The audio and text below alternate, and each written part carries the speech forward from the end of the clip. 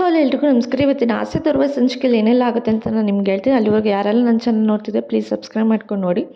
ಸಂಚಿಕೆ ಶುರುವಿನಲ್ಲಿ ಇಲ್ಲಿ ಶಾಂತಿಗೆ ಹೇಳ್ತಾ ಇರ್ತಾನೆ ಅವ್ರ ಗಂಡ, ನೋಡಿ ಕನಕ ಡಿಗ್ರಿ ಪಾಸ್ ಮಾಡಿದ್ದಾಳೆ ಅಂತ ಹೇಳಿ ಹೇಳ್ತಿರ್ಬೇಕಾದ್ರೆ ಕನಕನ ಯಾಕೆ ಕನಕ ಅಂತ ಅವಳು ಕೇಳ್ತಾಳೆ. ಅದಕ್ಕೆ ಅವನು ಇದ್ದಾನೆ ಆ ಪುರಂದರದಾಸ ಕನಕ ಅಂತ ಅವನು ರೇಗಿಸ್ತಾ ಇರ್ತಾನೆ.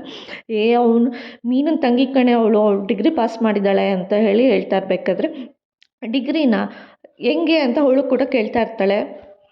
ಅದಕ್ಕೆ ಸೂರ್ಯ ಹೇಳ್ತಿರ್ತಾನೆ ಕಷ್ಟಪಟ್ಟು ಓದಿ ಪಾಸ್ ಮಾಡಿದ್ದಾಳೆ ಅಂತ ಹೇಳ್ತಿರ್ಬೇಕಾದ್ರೆ, ಅಯ್ಯೋ ಕಷ್ಟಪಡಬೇಕಂತ ಅವಳು ಹಣೆ ಬರದಲ್ಲಿದ್ದು ಅದಕ್ಕೆ ಯಾರು ಏನು ಮಾಡೋಕ್ಕಾಗುತ್ತೆ, ಈಗ ಡಿಗ್ರಿ ಸರ್ಟಿಫಿಕೇಟ್ ತೊಗೊಂಡೆ ಆಗ ಮುರುಕ್ಲು ಮನೇಲಿ ಫ್ರೇಮ್ ಹಾಕಿರ್ತಾಳೆ ಬಿಡು ಅಂತ ಹೇಳಿ ಅವಳು ರೇಗಿಸ್ತಾ ಇರ್ತಾಳೆ.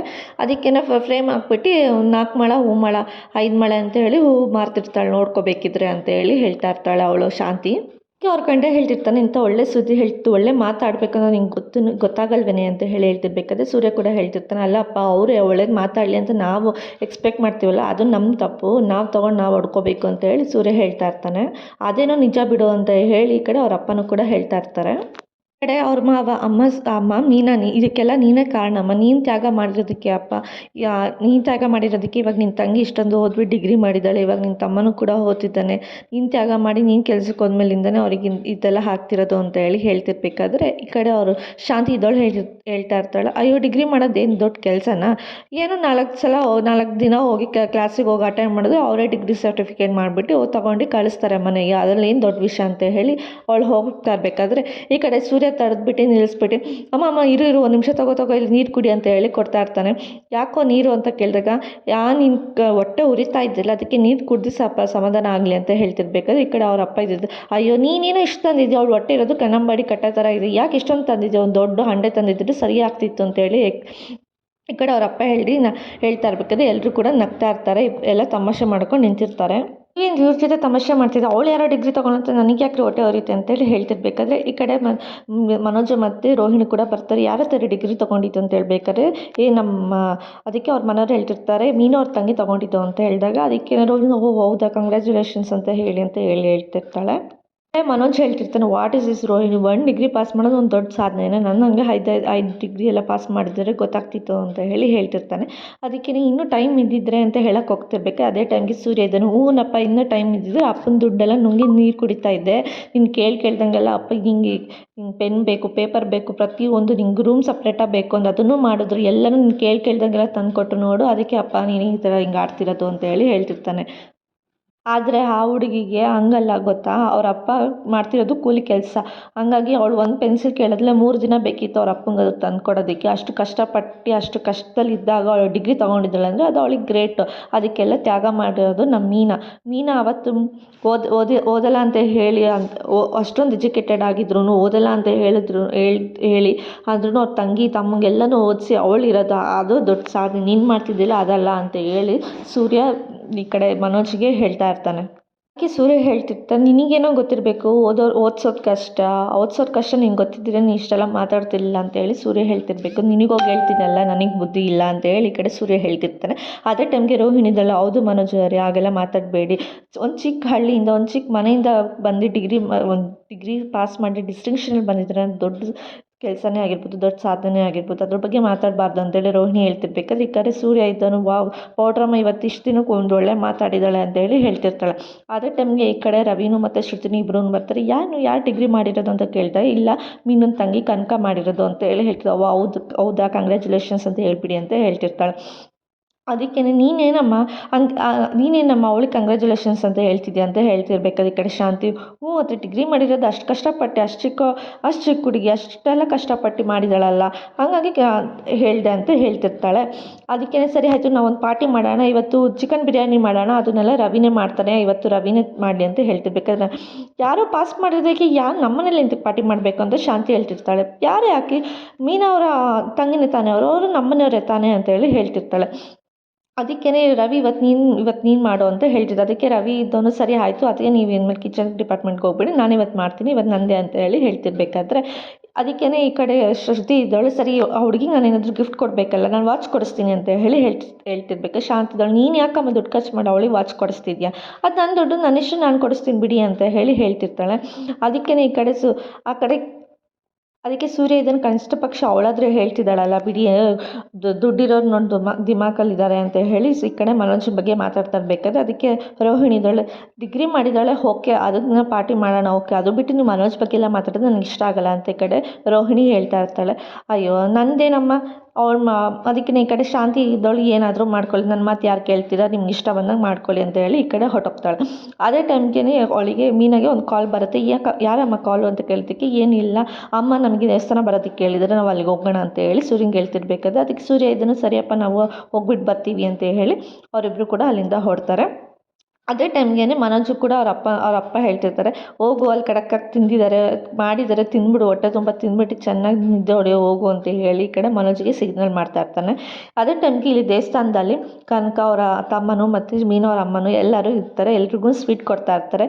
ನೀನು ನೋಡಪ್ಪ ತಂದೆ ಇಲ್ದಿದ್ರು ನೀನು ಗಂಡ ಇಲ್ದಿಲ್ಲ ಅಂದ್ರೂ ಪರವಾಗಿಲ್ಲ, ಮಕ್ಕಳನ್ನೆಲ್ಲ ಚೆನ್ನಾಗಿ ಓದಿಸಿ ಚೆನ್ನಾಗಿ ಒಂದು ಸಾಧನೆ ಮಾಡ್ತಿದ್ಯಾ ನೀನು ಅಂತ ಹೇಳಿ ಅಲ್ಲಿರೋರೆಲ್ಲರೂ ಹೇಳ್ತಿರ್ಬೇಕಾದ್ರೆ ಅವಳಿಗೆ ಅದನ್ನು ಡಿಗ್ರಿ ಡ್ರೆಸ್ ಎಲ್ಲ ಹಾಕ್ಬಿಟ್ಟು ಅವಳಿಗೆ ಹೇಳ್ತಾ ಇರ್ತಾರೆ, ಈ ಡ್ರೆಸ್ಸಲ್ಲಿ ನಿಮ್ಮ ಅಪ್ಪ ನೋಡಿದ್ರೆ ತುಂಬ ಖುಷಿ ಪಡೋರಪ್ಪ ಅಮ್ಮ ಅಂತ ಹೇಳಿ ಅವ್ರ ಅಮ್ಮ ಹೇಳ್ತಿರ್ಬೇಕಾದ್ರೆ, ಅಯ್ಯೋ ಅಮ್ಮ ಅಪ್ಪ ಇಲ್ಲ ಅಂತ ಯಾಕಂತೀರ ಬಾಯಿಲಿ ಗಾಡಿದೆಲ್ಲ ಈ ಗಾಡಿಲೇ ಅಲ್ವಾ ನಮ್ಮನ್ನೆಲ್ಲ ಸಾಕ್ತಿದ್ದಿದ್ದು ಅಪ್ಪ, ಗಾಡಿನೇ ಅಪ್ಪ ಅಂತ ಅಂದ್ಕೊಂಡು ನೋಡು ಎಷ್ಟು ಖುಷಿ ಪಡ್ತಾರೆ ಅಪ್ಪ ಅಂತ ಹೇಳಿ ಹೇಳ್ತಿರ್ತಾಳೆ. ಇದರಲ್ಲೇ ಇರ್ತಾರೆ ನಮ್ಮ ಅಪ್ಪ, ಎಲ್ಲೋ ಹೋಗಿರಲ್ಲ ನಮ್ಮ ಬಿಟ್ಟು ಅಂತ ಹೇಳಿ ಆ ಕಡೆ ಕನಕ ಕೂಡ ಹೇಳ್ತಿರ್ಬೇಕಾದ್ರೆ ಅದಕ್ಕೆ ಅವ್ರ ತಮ್ಮ ಇದನ್ನು ಹೇಳ್ತಿರ್ತಾನೆ, ಅಯ್ಯೋ ಈ ಖುಷಿ ಟೈಮಲ್ಲೂ ಯಾಕೆ ಗಾಳ್ತೀರಿ, ಇರೋ ಒಂದು ನಿಮಿಷ ಫೋಟೋಗ್ರಾಫರ್ ಕರೆಸಿದ್ದೀನಿ, ಫೋಟೋ ತೆಗೆಸ್ಕೊಳ್ಳೋಣ ನಾವು 3 ಜನನು ಅಂತ ಹೇಳಿ ಹೇಳ್ತಾ ಇರಬೇಕಾದ್ರೆ ಸರಿ ಆಯಿತು ಅಂತ ಹೇಳ್ಬಿಟ್ಟು ಎಲ್ಲರೂ ಕನಕ ಅವ್ರ ಅಮ್ಮ ಅವ್ರ ತಮ್ಮ ಈ 3 ಜನನು ಫೋಟೋ ತೆಗೆಸ್ಕೊತಾ ಇರ್ತಾರೆ. ತೆಗೆಸ್ಕೊಳ್ಳೋ ಟೈಮಲ್ಲಿ ಅದೇ ಟೈಮ್ಗೆ ಸೂರ್ಯನು ಮತ್ತು ಮೀನನು ಇಬ್ಬರೂ ಕೂಡ ಕಾರಿಂದ ಇಳಿದು ಬರ್ತಾರೆ. ಅದಕ್ಕೆ ಕಂಗ್ರ್ಯಾಚುಲೇಷನ್ಸ್ ಅಂತ ಹೇಳಿ ಈ ಕಡೆ ಮೀನನು ಕೂಡ ಹೇಳ್ತಾ ಇರ್ತಾಳೆ. ಯಾರಿಗೆ ಖುಷಿ ಆಗುತ್ತೋ ಇಲ್ವೋ ಗೊತ್ತಿಲ್ಲ ಕನಕ, ನನಗಂತೂ ತುಂಬ ಖುಷಿ ಆಗ್ತದೆ, ನಾನು ಮಾಡಿರೋ ತ್ಯಾಗದಿಂದ ನಿನಗೆ ಈ ಥರ ಎಲ್ಲ ಇಷ್ಟೊಂದು ಈ ಡಿಗ್ರಿ ತೊಗೊಂಡಿದ್ಯಲ್ಲ ಅದೇ ನನಗೆ ದೊಡ್ಡ ಖುಷಿ ಅಂತ ಹೇಳ್ತಿರ್ಬೇಕಾದ್ರೆ ಈ ಕಡೆ ಸೂರ್ಯ ಇದನ್ನು ಹೌದೌದು ಕನಕ ತುಂಬ ಕಂಗ್ರ್ಯಾಚುಲೇಷನ್ಸ್ ಅಂತ ಹೇಳಿ ಈ ಕಡೆ ಸೂರ್ಯನು ಕೂಡ ಹೇಳ್ತಿರ್ತಾನೆ. ಅವಳಿಗೆ ಓದೋ ಇಂಟ್ರೆಸ್ಟ್ ಇದ್ರೂ ಕೂಡ ಅಂಥ ಟೈಮಲ್ಲಿ ಓದೋಕ್ಕಾಗಲಿಲ್ಲ ಮೀನಿಗೆ, ಆದರೆ ಆ ತ್ಯಾಗದಿಂದ ನೀನು ಓದಿದ್ಯಲ್ಲ, ನಮ್ಮಿಬ್ರು ಕನಸು ನೀನು ನನಸು ಮಾಡಿದ್ಯಲ್ಲ ಅದೇ ನನಗೆ ಖುಷಿ ಅಂತ ಹೇಳಿ ಈ ಕಡೆ ಸೂರ್ಯ ಕೂಡ ಹೇಳ್ತಾ ಇರ್ತಾನೆ. ಕೆಲವರಿಗೆ ದಿಮಾಕಿರುತ್ತೆ, ಓದ್ಕೊಂಡೇ ಕೆಲಸ ಮಾಡ್ತಿದ್ದೀನಿ, ಯಾವುದ್ಯಾವುದೋ ಕೆಲಸ ಮಾಡ್ಕೊಂಡಿರ್ತಾರೆ, ಅವರಿಗೆಲ್ಲ ಏನೂ ಹೇಳೋದಕ್ಕಾಗಲ್ಲ, ಅಂಥವ್ರಿಗೆ ನಾವು ಅಂಥವ್ರಿಗೆ ತಲೆನೂ ಹಾಕೋಕ್ಕಾಗಲ್ಲ, ಅದು ಅವ್ರ ಇಷ್ಟ. ಆದರೆ ನೀನು ಮಾತ್ರ ಒಳ್ಳೆ ಕೆಲಸದಲ್ಲಿ ಹೋಗಮ್ಮ, ದಿನಕ್ಕೆ ಅದೇ ನಾನು ನಿನ್ಗೆ ಆಶೀರ್ವಾದ ಮಾಡೋದು, ತಿಂಗಳಿಗೆ 1,00,000 ಸ್ಯಾಲ್ರಿ ಬರೋ ಥರ ಹೋಗು ಅದೇ ಕೆಲಸಕ್ಕೆ ಅಂತ ಹೇಳಿ ಹೇಳ್ತಿದ್ದೆ.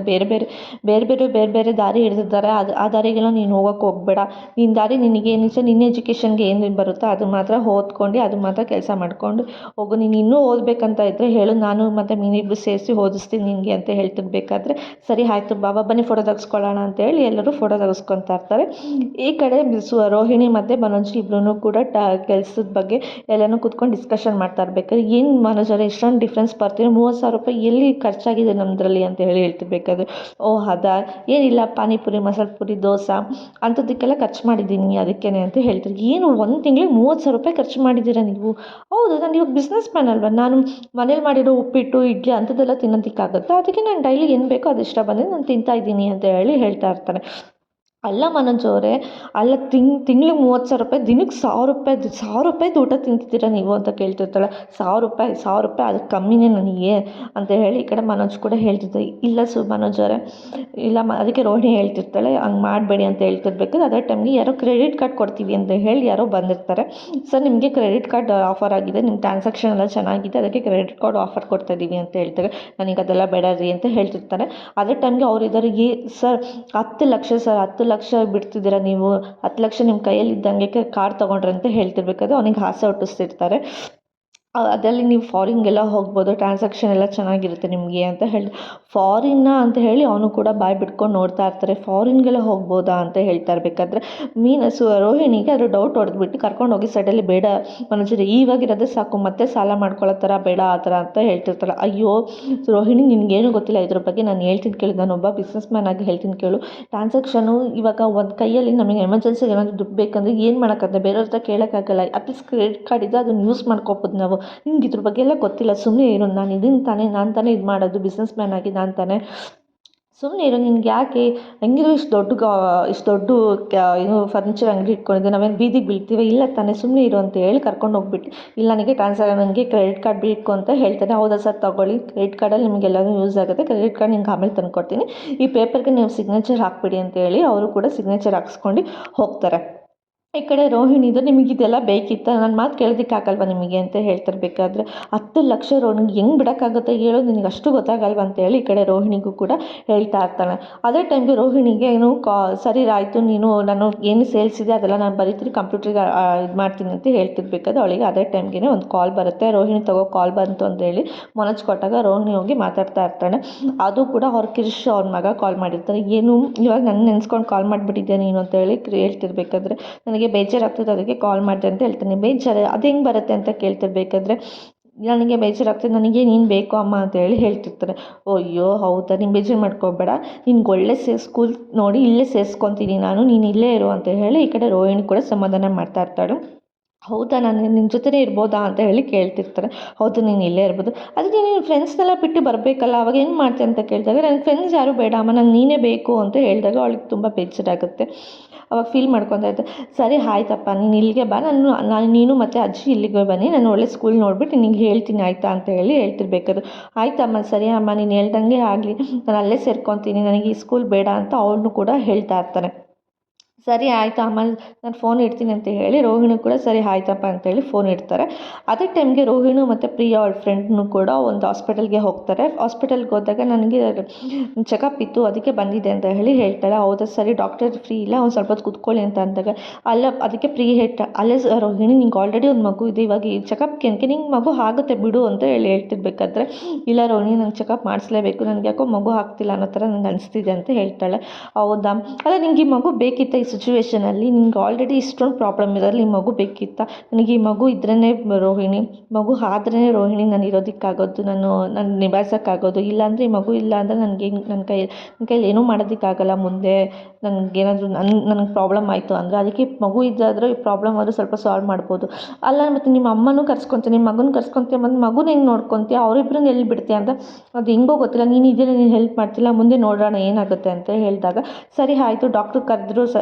ಅದೇ ಟೈಮ್ಗೆ ಅವರು ರಿಸೆಪ್ಷನಿಸ್ಟು ಡಾಕ್ಟ್ರು ಕರೀತಾರೆ ಹೋಗಿ ಅಂತಾಗ, ಸರಿ ಪ್ರಿಯಾ ನಾನು ಹೋಗಿ ಬರ್ತೀನಿ ಚೆಕಪ್ಗೆ, ನೀನು ಇಲ್ಲೇ ಇರು ಅಂತ ಹೇಳ್ಬಿಟ್ಟು ಹೋದಾಗ, ಪ್ರಿಯಂಗೆ ಅದೇ ಟೈಮ್ಗೆ ಆಫೀಸಿಂದ ಒಂದು ಕಾಲ್ ಬರುತ್ತೆ. ಅವಳು ಕೂಡ ಏನೋ ಕೇಳಿದ್ರು ಅಂತ ಹೇಳ್ಬಿಟ್ಟು ಅವಳು ಹೊಟ್ಟೋಗ್ತಾಳೆ.